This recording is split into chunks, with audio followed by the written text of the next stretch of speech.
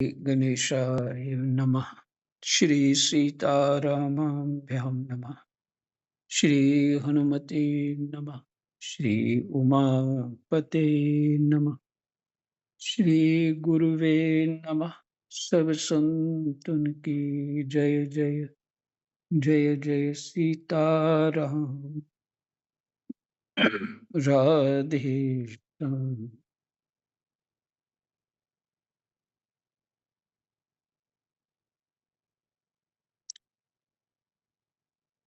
श्रीमद् भागवत महापुराण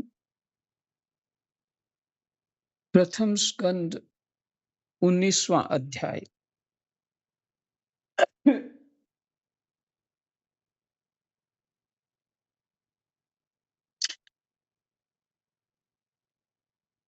महाराज परीक्षित ने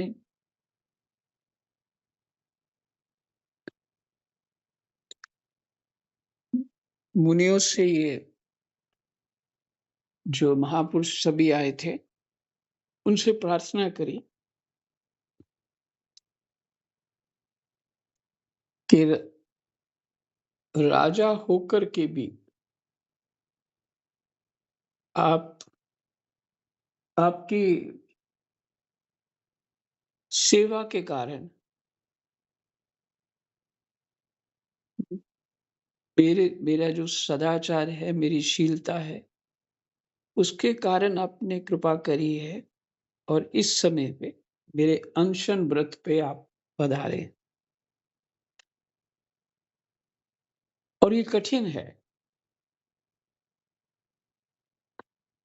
किसी अफसर की पोस्ट मिल जाए तो आदमी का दिमाग ठिकाने नहीं रहता, जैसा होना चाहिए वैसा नहीं रहता। लेकिन राजा होकर के भी शील स्वभाव है उनका, इस तरह से है कि सभी जानते हैं महापुरुष कि हमारे राजा कैसे हैं। तो वो गए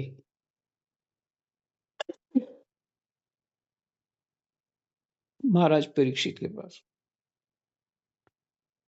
और परीक्षित अपने आप को धन्य धन्य मानते हैं और कहा कि आपने बहुत बड़ा अनुग्रह किया है मेरे पर ये श्राप मेरे लिए वरदान जैसा ही है। जिसका भाव है, शब्द और हैं कुछ हुआ, पर भाव यही है कि भगवत कृपा है। तो भगवत कृपा वरदान ही होता है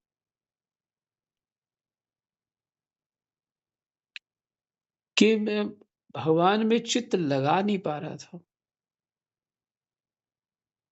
और यही विचार करता मैं थोड़ा काम निपटा लूं फिर मैं करूंगा। और ये सबकी स्थिति रहती है। ये माया की जो लीला है ना, वो इसी तरह की है। सबको निश्चय होता है, जो थोड़ा बहुत सत्संग या भजन मार्ग पे उनको निश्चय होता है भजन ही सार है। लेकिन कहती है थोड़ा सा काम है, निकाल लेते हैं फिर भजन करते हैं और थोड़ा थोड़ा करके समय बहुत निकल जाता। तो परीक्षित भी ऐसे ही फंसे हुए थे।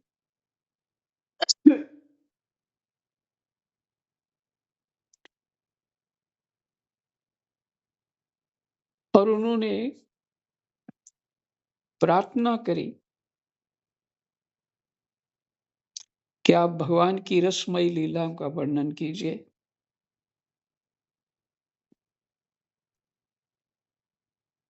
और फिर कहा कि मुझे कर्मवश चाहे जिस योनि में जन्म लेना पड़े,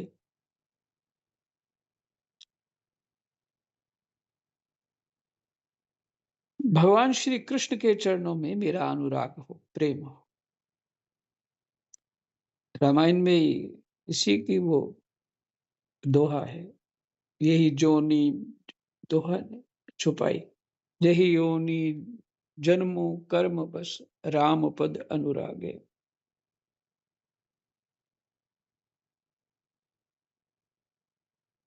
और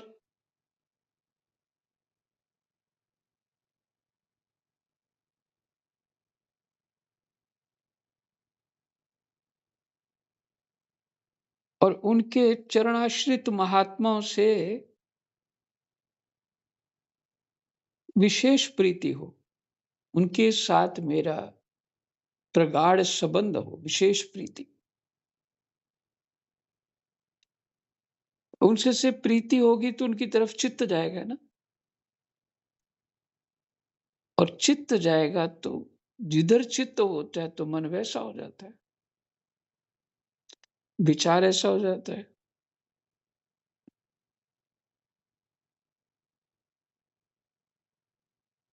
जगत के समस्त प्राणियों के प्रति मेरी एक सी मैत्री रहे।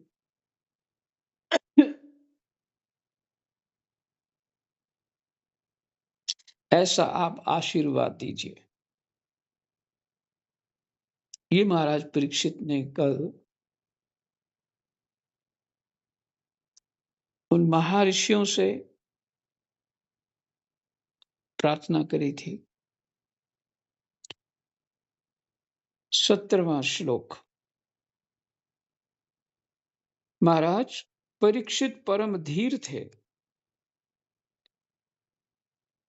वे ऐसा दृढ़ निश्चय करके गंगा जी के दक्षिण तट पर पूर्वाग्र कुशों के आसन पर उत्तर मुख होकर बैठ गए।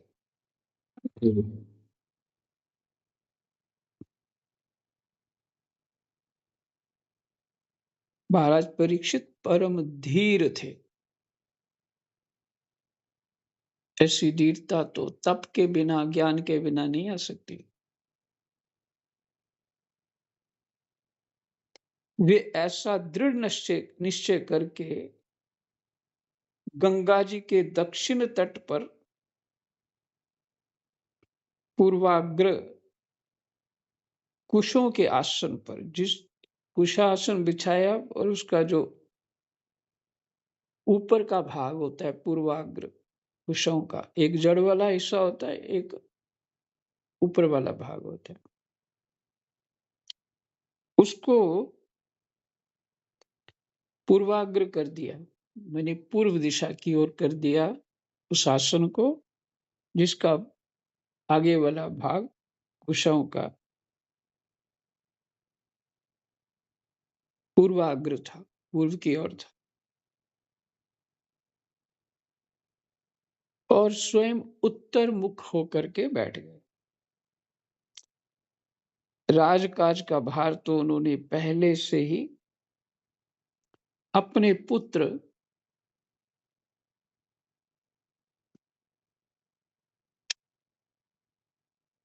जन्मेजय को सौंप दिया था।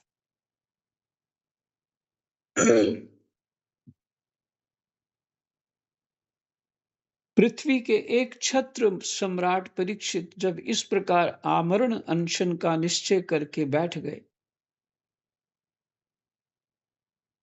तब आकाश में स्थित देवता लोग बड़े आनंद से उनकी प्रशंसा करते हुए वहां पृथ्वी पर पुष्पों की वर्षा करने लगे।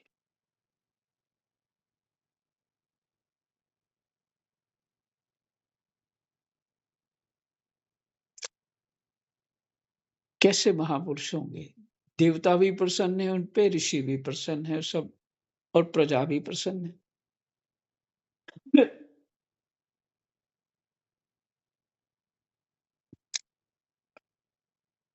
और जब जन्म हुआ उनका, उत्तरा के गर्भ में थे, तब ब्रह्मास्त्र से भगवान ने बचाया, और भगवान जो है गर्भ में ही दर्शन दे दिया।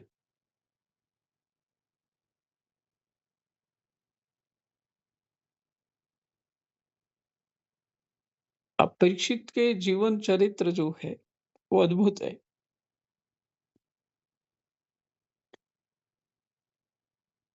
पर इनका जो प्रसंग है, जो जीवन चरित्र है, वो पूरा शायद महाभारत में हो, मैंने देखा नहीं अभी तक।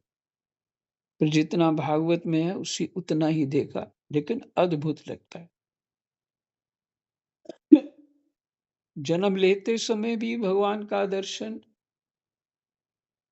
और अपना जीवन तपमय रखा। हम्म, तप का अर्थ नहीं है बाल में धूप सेकना और अग्नि तापना, केवल यही तप नहीं, संयम ही तप है। हमारे लिए जो तप है वो संयम ही तप है। और काश तप से क्या नहीं हो सकता? सब कुछ हो सकता है। तप से ही ब्रह्मा ने सृष्टि रची है।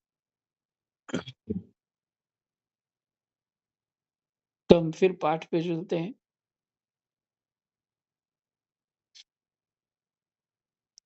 तो देवता लोग पुष्पों की वर्षा करने लगे।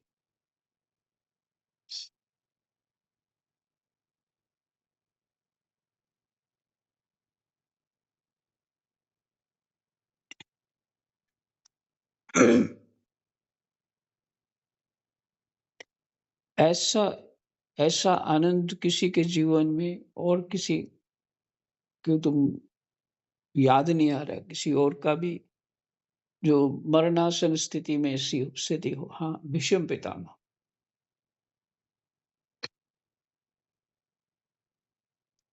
तथा उनके नगारे बार-बार बजने लगे देवताओं के। सभी उपस्थित महर्षियों ने परीक्षित के निश्चय की प्रशंसा की। उनका निश्चय बड़ा सुंदर था कि भगवान का मेरे को कृपा ही प्राप्त हुई है श्राप रूप में। मैं छोड़ नहीं पा रहा था। अब जो है कृपा करके भगवान ने ये मुझे अवसर दे दिया। अब तो मैं सब कुछ छोड़ के जो भी समय बचा है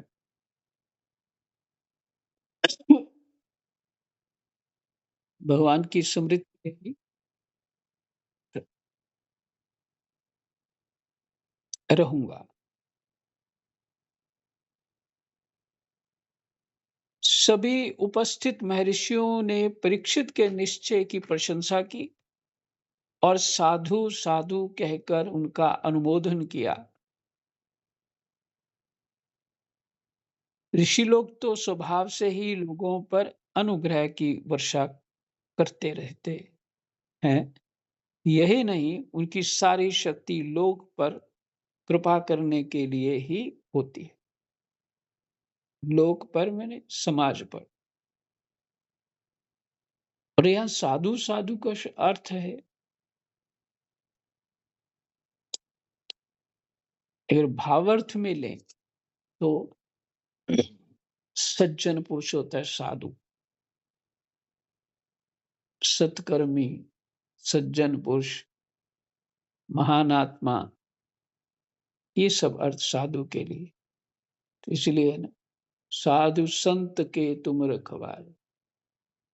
और संत फिर उनकी आगे जो ज्ञान संपन्न है केवल परमात्मा में, जो जगत को ही आत्म रूप से देख रहे हैं, वो संत है।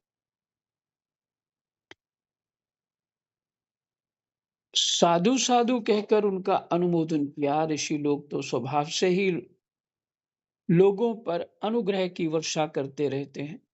यही नहीं, उनकी सारी शक्ति लोक पर कृपा करने के लिए ही होती है। उन लोगों ने भगवान श्री कृष्ण के गुणों से प्रभावित परीक्षित के प्रति उनके अनुरूप वचन कहे। ऋषियों ने क्या कहा? राज राज ऋषि शिरोमणि, भगवान श्री कृष्ण के सेवक और अनुयायी, आप पांडु वंशियों के लिए यह कोई आश्चर्य की बात नहीं है, क्योंकि आप लोगों ने भगवान की सन्निधि प्राप्त करने की आकांक्षा से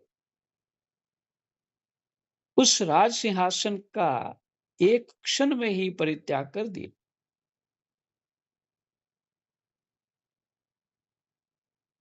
क्योंकि आप लोगों ने भगवान की सन्निधि प्राप्त करने की आकांक्षा से, इच्छा से उस राज सिंहासन का एक क्षण में परित्याग कर दिया, जिसकी सेवा बड़े बड़े राजा अपने मुकुटों से करते थे।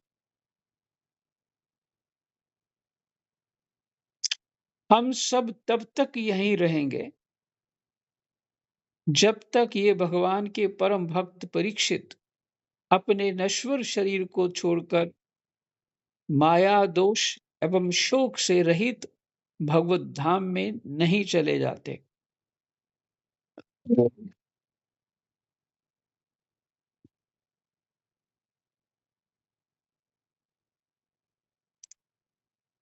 अब देखिए कितनी बड़ी कृपा है।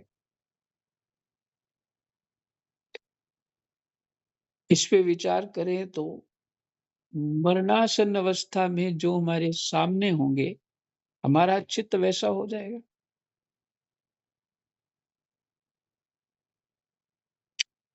और शास्त्र वैसे कहता है कि जब शरीर छोड़ने का समय आए, पता लगे, तो किसी को पास मत आने दो।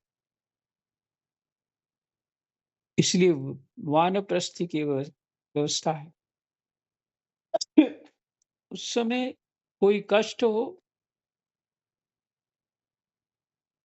अथवा प्रसन्नता हो, कुछ भी हो, केवल चित्त में परमात्मा रहने चाहिए। उन्हीं से पुकारो। कष्ट तो होता ही है और कईयों को नहीं भी होता।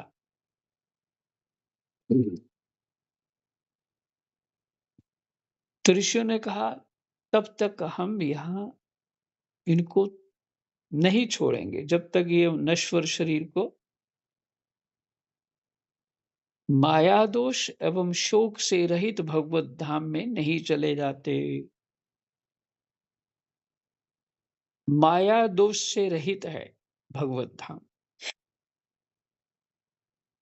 ऋषियों के ये वचन बड़े ही मधुर, गंभीर, सत्य और समता से युक्त थे। उन्हें सुनकर राजा परीक्षित ने उन योग युक्त मुनियों का अभिनंदन किया।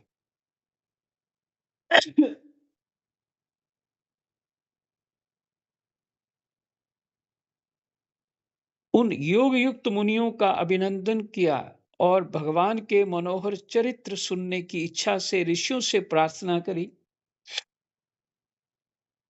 महात्माओं, आप सभी सब ओर से यहाँ पधारे हैं।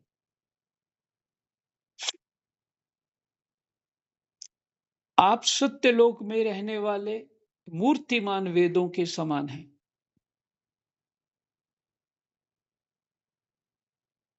ये वाक्य बोलने के लिए इतना वाक्य जो है, आप सत्य लोक में रहने वाले मूर्तिमान वेदों के समान हैं।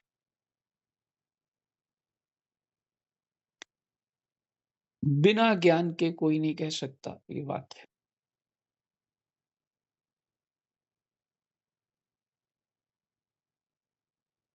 तो वेदों का ज्ञान होगा तभी ना। सत्य लोक में रहने वाले मूर्तिमान वेदों के समान है।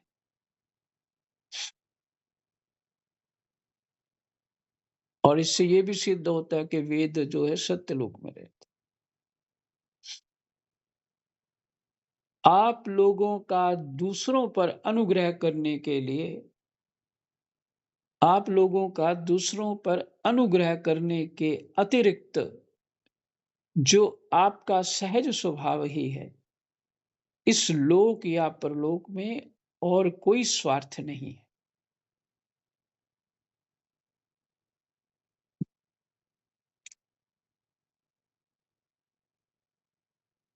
दूसरों का कष्ट निवारण करना, क्योंकि सत्व गुण विशेष होता है साधक, तो वहां दया जो है ना, वो बड़ी समस्या बन जाती है सत्व गुण विशेष में। और बड़ी कठिनता से कठोर होकर के बुद्धि को समझा करके दया अपनी रोकी जाती है। क्यों रोकी जाती है? भजन नहीं होगा, दया में ही लग जाओगे, फिर बह जाओगे और आगे। कब मोह हो गया दूसरे से ये पता ही नहीं लगेगा।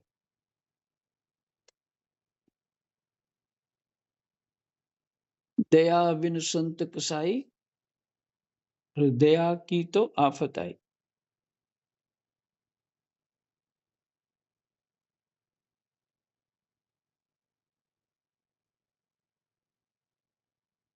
आपका इस लोक में क्या स्वार्थ हो सकता है?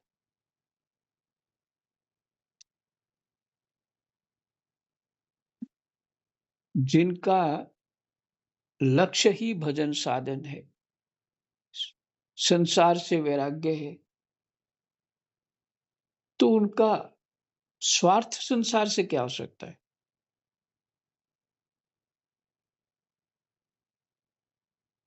तो कहते हैं विप्रवरो, आप लोगों पर पूर्ण विश्वास करके मैं अपने कर्तव्य के संबंध में ये पूछने योग्य प्रश्न करता हूं। आप सभी विद्वान परस्पर विचार करके बतलाइए कि सबके लिए सब अवस्थाओं में और विशेष करके थोड़े ही समय में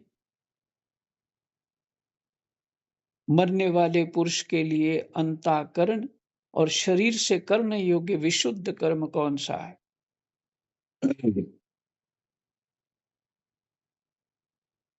ऐसा प्रश्न करने के भी लिए तो कुछ ज्ञान होगा तभी तो ना, कि मरणासन्न व्यक्ति के लिए पता है कि अब शरीर छोड़ छूटने वाला है, तो उसके योग्य कर्म क्या है उस समय? अच्छा, इसमें कुछ इसके ऊपर टिप्पणी है छोटी सी नीचे, वो भी आपको सुना दूं। इस जगह राजा ने ब्राह्मणों से दो प्रश्न किए हैं। पहला प्रश्न यह है कि जीव को सदा सर्वदा क्या करना चाहिए, और दूसरा यह है कि जो थोड़े ही समय में मरने वाले हैं उनका क्या कर्तव्य है।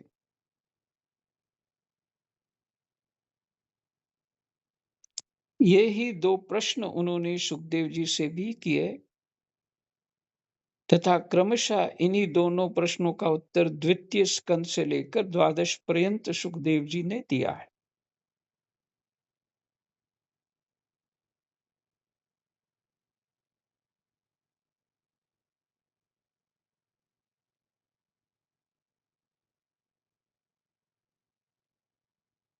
हम्म।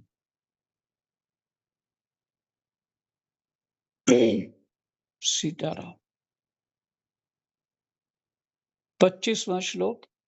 उसी समय पृथ्वी पर स्वेच्छा से विचरण करते हुए किसी की कोई अपेक्षा न रखने वाले व्यास नंदन भगवान श्री सुखदेव जी महाराज प्रकट हो गए।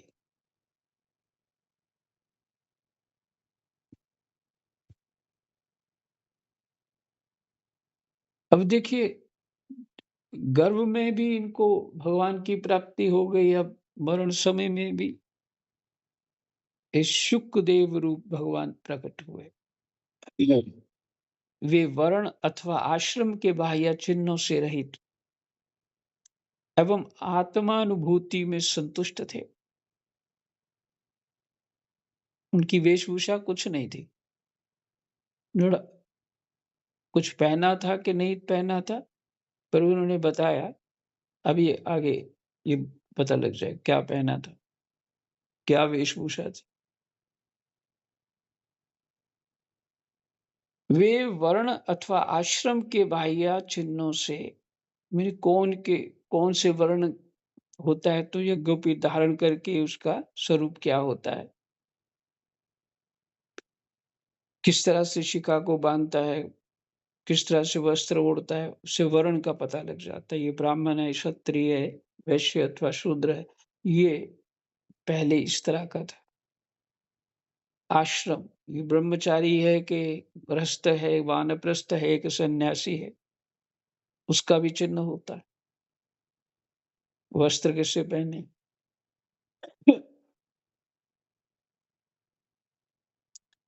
तो कह रहे इन सभी वर्ण अथवा आश्रम से चिन्हों के से रहित और आत्मानुभूति में संतुष्ट थे।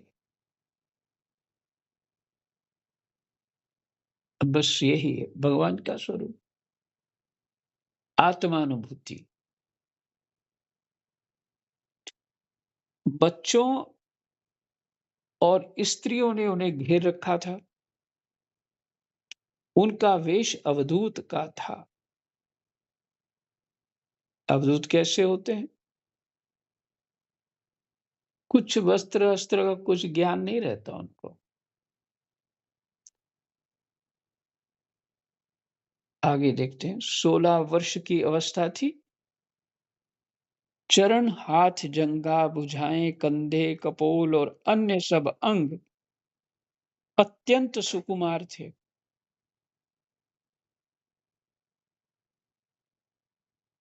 नेत्र बड़े-बड़े और मनोहर थे। नासिका कुछ ऊँची थी। कइयों को नासिका थोड़ी ऊँची होती है, मैंने से ऊपर की ओर थोड़ी-सी मुड़ी होती है चोंच। तो बहुत सुंदर लगता है चेहरे पे वो चीज़।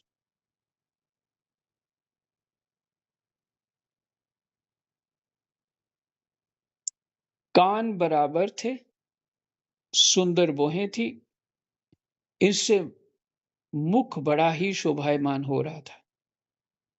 गला तो मानो सुंदर शंख ही था।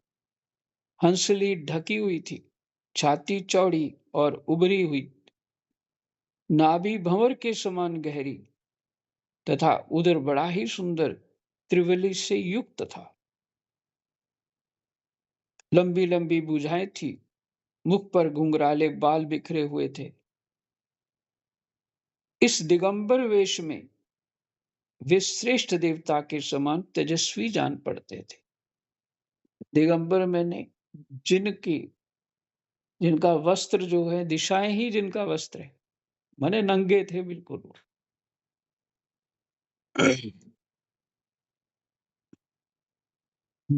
दिगंबर वेश में वे श्रेष्ठ देवता के समान तेजस्वी जान पड़ते थे। श्याम रंग था, सांवला रंग था। चित्त को चुराने वाली भरी जवानी थी।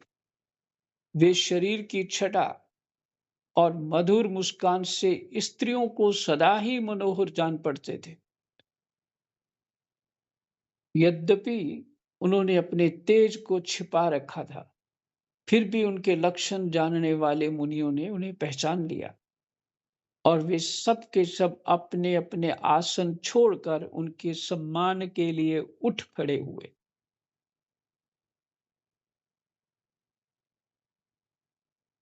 ये है हमारा वैदिक संस्कृति, हमारा कल्चर ये है। देखो इसके बहाने एक बात सुना देता हूँ। जो ब्राह्मणों में कौन बड़ा है? जो ज्ञान से संपन्न जितना ज़्यादा हो, चाहे वो बच्चा हो, चाहे युवा हो। उम्र से बड़ा नहीं माना जाता, ज्ञान से बड़ा माना जाता है। क्षत्रियों में कौन सबसे बड़ा है? जो बल से बड़ा हो। वैश्यों में सबसे कौन बड़ा है? जो धन से बड़ा हो। शूद्रों में कौन सबसे बड़ा है? वही जो सेवा में बड़ा हो।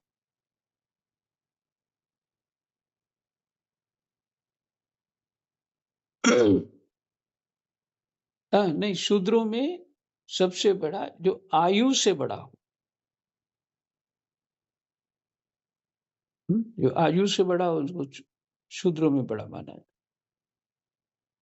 तो इस सब ऋषियों ने उनको अपने से अधिक ज्ञान संपन्न माना और कोई साधारण ऋषि तो नहीं थे कोई वहां पे कि नाम बहुत बड़े बड़े ऋषियों।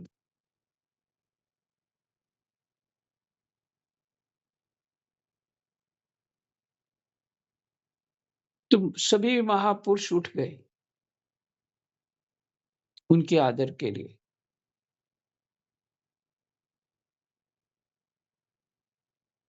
अब ये थोड़ा सा आगे बताया कि वो बच्चे जो उनको पत्थर भी मार रहे थे, कुछ कीचड़ फेंक रहे थे उसके ऊपर। और स्त्रियाँ तो वैसे पीछे-पीछे जा रही थी। अब वो जैसे ऋषि खड़े हो गए सब, उनका आदर करने लगे, वो स्त्री और बच्चे भाग गए। ये तो पता नहीं क्या बला है, सब भाग गए। 28वाँ श्लोक हमारा पाठ हुआ है, समय हो गया इसलिए यहीं रोक देते हैं। विश्राम। कृष्णाय वासुदेवाय हरये परमात्मने प्रणतक्लेशनाशाय गोविन्दाय नमो नमः। जय जय।